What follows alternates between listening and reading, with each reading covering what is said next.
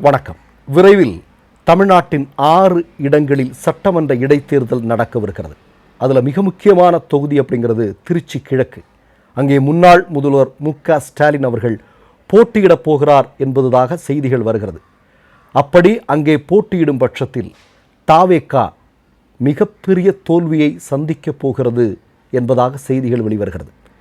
நான் அதுக்குள்ளே போகிறதுக்கு முன்னாடி முக்கியமான ஒரு விஷயத்தை சொல்கிறேன். இன்றைக்கு மிக முக்கியமான பேசுபொருள் என்ன? மதிமுக என்று சொல்லக்கூடிய கட்சி திமுக கூட்டணியிலிருந்து விலகி இருக்கிறது. விலகுவதற்கான காரணங்களாக சிலவற்றை வைகோ அவர்கள் பட்டியலிட்டிருக்கிறார். அதில் ஒன்று என்ன தெரியுமா? மதிமுகவின் 2 சட்டமன்ற உறுப்பினர்கள் ராஜினாமா செய்யலாமே என தாவேகா தரப்பில் பேசினர். ஆனால் நான் வாய்ப்பு இல்லை என்று கூறினேன். 2 உறுப்பினர்களை ஜெயிக்க வைக்க வேண்டியது என்னுடைய பொறுப்பு என்று விஜய் என்னிடம் உத்தரவாதம் அளித்தார். நல்லா கேட்டுங்க. 40 நாட்களில் விஜய் இதை செய்தார், அதை செய்தார், மக்கள் நலனுக்காக இப்படிப்பட்ட திட்டங்களை கொண்டு வந்தார், தமிழகம் அடுத்த கட்ட வளர்ச்சியை நோக்கி செல்கிறது, அதற்கான பல்வேறு விஷயங்களை விஜய் செய்து கொண்டிருக்கிறார், அதனால் நாங்கள் விஜயினுடைய கட்சியோடு இணைகிறோம் என்று சொன்னால் கேட்பதற்கு நியாயமாக இருக்கலாம். ஆனால் வைகோ என்ன சொல்கிறார் அப்படின்னா, இல்லை நீங்கள் ராஜினாமா பண்ணுங்கள், 2 உங்களுடைய கட்சியை சார்ந்த சட்டமன்ற உறுப்பினர்களாக போட்டியிடக்கூடியவர்களை நான் வெற்றி பெற வைக்கிறேன், அது என்னுடைய பொறுப்பு அப்படின்னு சொன்னதுமே இது போதும் அப்படின்னு போய் ஒரு கட்சிகிட்ட சரண்டர் ஆகிற அப்படின்னா வைகோவை பற்றி என்ன சொல்லுவது? இந்தியாவினுடைய மூத்த அரசியல்வாதிகளில் ஒருவர், நல்ல பேச்சாளர் இல்லையா? இதெல்லாம் நமக்கு எல்லாருக்கும் நல்லா தெரியும். ஆனால் இன்றைக்கு அவர் எடுத்திருக்கக்கூடிய முடிவு என்பது அவருடைய அரசியல் வரலாற்றில் மிக தவறானதாக பின்னாளில் எழுதப்படும் என்பதில் யாருக்கும் எந்த விதமான சந்தேகமும் இல்லை. நீங்கள் 2 கட்சி இந்த இடத்துல இருந்துங்க. ஒன்று பாட்டாளி மக்கள் கட்சி. இப்போது ராமதாஸ் மீது நமக்கு பல விமர்சனங்கள் உண்டு. ஆனாலும் அவருக்குள்ள ஒரு குறைந்த அளவு ஒரு கொள்கை பிடிப்பு இருக்கும், குறைந்தபட்ச நியாயம் இருக்கும் அவர்கிட்ட. ஆனால் அவருடைய பையன் அன்புமணி ராமதாஸ் விஷயத்தை நம்ம எடுத்து பார்த்தோன்னா அப்படி இல்லை இல்லையா? முழுக்க முழுக்க அதிகார பசி, அதிகார வெறி, எப்படியாவது ஆட்சி அதிகாரத்தில் உட்காரணும், இது மாதிரியான திட்டங்களோடு செயல்பட்டு கொண்டிருக்கக்கூடியவர் தான் அன்புமணி ராமதாஸ். அதே மாதிரி தான் வைகோபால்சாமியினுடைய பையன் துரை வைகோ. இன்றைக்கு துரை வைகோவினுடைய செயல்பாடுகள் மதிமுக என்று சொல்லக்கூடிய கட்சியை முழுமையாக இல்லாமல் ஆக்குவதற்கான எல்லா வாய்ப்புகளும் இருக்கிறது அப்படிங்கிறது தான் நம்ம சொல்ல வேண்டியிருக்கு. இந்த நேரத்தில் ஒரு பிரபல பத்திரிகையாளர் ஒரு செய்தியை சொல்லியிருக்கார், நீங்களாம் பார்த்துருப்பீங்கன்னு நினைக்கிறேன். இப்போ 2 மதிமுக எம்எல்ஏக்கள் ராஜினாமா செய்கிறதுல ஒரு எம்எல்ஏ ஒரு தொகுதியில் 40 கோடி ரூபா செலவு பண்ணியிருக்கிறாரு.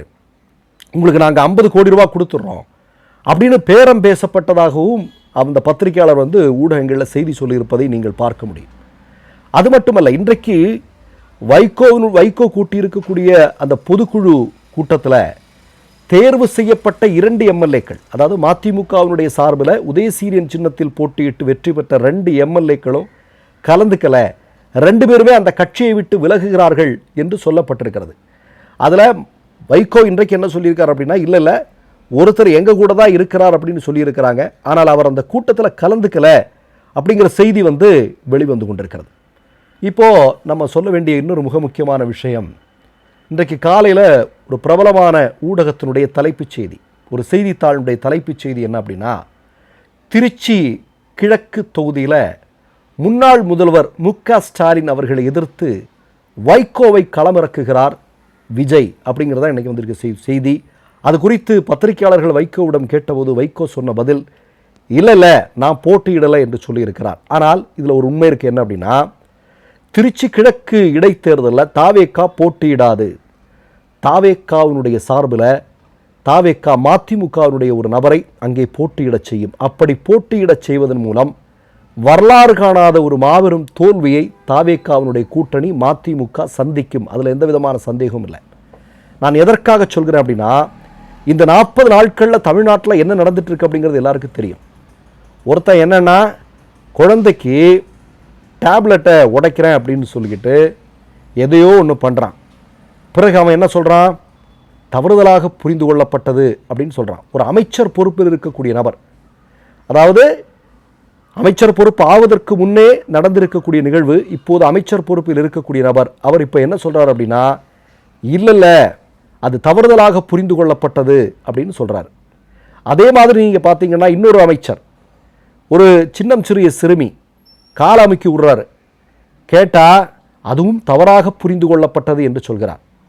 அதே மாதிரி ஒருத்தர் ஐடி கார்டில், குழந்தைகளுக்கான ஐடி கார்டில் சாதி என்ன சாதி என்பது சேர்க்கப்படும் என்று சொல்கிறார்.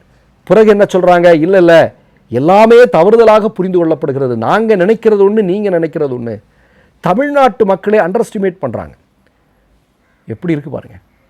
தமிழ்நாட்டு மக்கள் என்ன அந்த அளவிற்கு முட்டாள்களா என்ன? அமைச்சர்களாக இருக்கக்கூடிய நபர்கள் எல்லாமே இப்படிப்பட்ட செயல்களை செய்கிறார்கள். அதை எதிர்த்து தமிழ்நாட்டு மக்கள் மத்தியில் ஒரு மிகப்பெரிய கொந்தளிப்பு வருகிறது. கொந்தளிப்பு வரும்போது இவர்கள் சொல்கிறார்கள் எல்லாமே தவறாக புரிந்து கொள்ளப்பட்டது, அதனால தான் அப்படின்னு சொல்லிட்டு பல்ட்டி அடிக்கிறாங்க. அப்போது 40 நாட்களை தெரிஞ்சிருச்சு தமிழ்நாட்டில் தாவேக்கா ஆட்சி இனி எப்படி போக போகுது அப்படின்னு.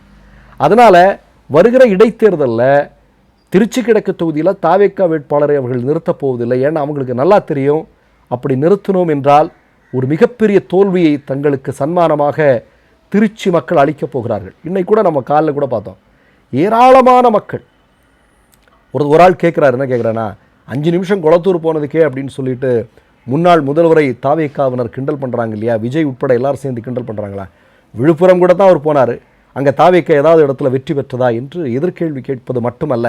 அவர்கள் என்ன சொல்கிறார்கள் என்றால், நமக்கெல்லாம் தெரியலைங்க, சினிமாவை பார்த்து ஏமாந்துட்டோம், ஏதோ டயலாக் அடிக்கிறது, ஏதோ ஒன்று பண்ணுறது, இதையெல்லாம் பார்த்து நாங்கள் நம்பிட்டோம்.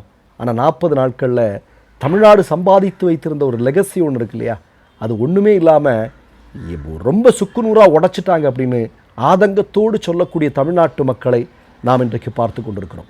ஒட்டு மொத்தமாக வைகோ என்று சொல்லக்கூடிய நபர் இன்றைக்கு எடுத்திருக்கக்கூடிய முடிவு தன்னுடைய அரசியல் வாழ்க்கையில் எடுத்த மிக மோசமான முடிவுகளில் ஒன்றாக இருக்கும் என்பதில் எந்த விதமான சந்தேகமும் இல்லை. மற்றொரு நிகழ்வில் சந்திப்போம். நன்றி, வணக்கம். 3 யூடியூப் சேனல்கள் வியாபாரத்திற்கு இருக்கிறது. தேவைப்படுபவர்கள் இந்த எண்ணுக்கு தொடர்பு கொள்ளுங்கள். மை நேம் இஸ் ரெட் சேனலை சப்ஸ்கிரைப் பண்ணிக்கோங்க. அதுக்கப்புறமா பக்கத்தில் இருக்கிற ஜாயின் பட்டனை கிளிக் பண்ணீங்கன்னா ஒரு நியூ பேஜ் ஒன்று ஓப்பன் ஆகும். அதுலேயும் ஜாயின் பட்டனே கிளிக் பண்ணிக்கோங்க. அதில் பார்த்தீங்கன்னா credit R debit card options இருக்கு. இதில் உங்களுக்கு விசா, மாஸ்டர் கார்டு, ரிப்பே அப்படின்னு 3 ஆப்ஷன்ஸ் கொடுத்துருக்காங்க. அதில் நீங்கள் எந்த கார்டு சூஸ் பண்ணுறீங்களோ அந்த கார்டோட நம்பர் என்டர் பண்ணிக்கோங்க. அப்புறமா கார்டோட வேலிடிட்டி மந்த் அண்ட் இயரை டைப் பண்ணிக்கோங்க. அடுத்தபடியா உங்க கார்டோட பின்னால சிவிசி கோடுன்னு சொல்லிட்டு 3 நம்பர்ஸ் கொடுத்துருப்பாங்க. அந்த நம்பரை இதில் என்டர் பண்ணிக்கோங்க. அப்புறமா அட்ரஸ் அண்ட் இன்ஃபர்மேஷன் என்டர் பண்ணிட்டு பைங்கிற பட்டனை கிளிக் பண்ணிக்கோங்க. ஒருவேளை உங்க கார்டு நம்பர் இன்வாலிட்னு காமிச்சிச்சுன்னா உங்க கார்டுல இன்டர்நேஷனல் யூசேஜை எனேபிள் பண்ணுங்க.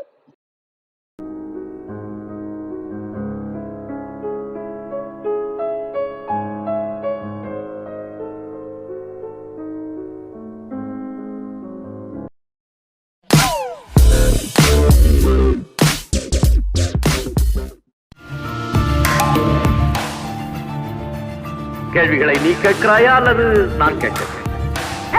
நீ கேட்காத, நானே கேட்கிறேன்.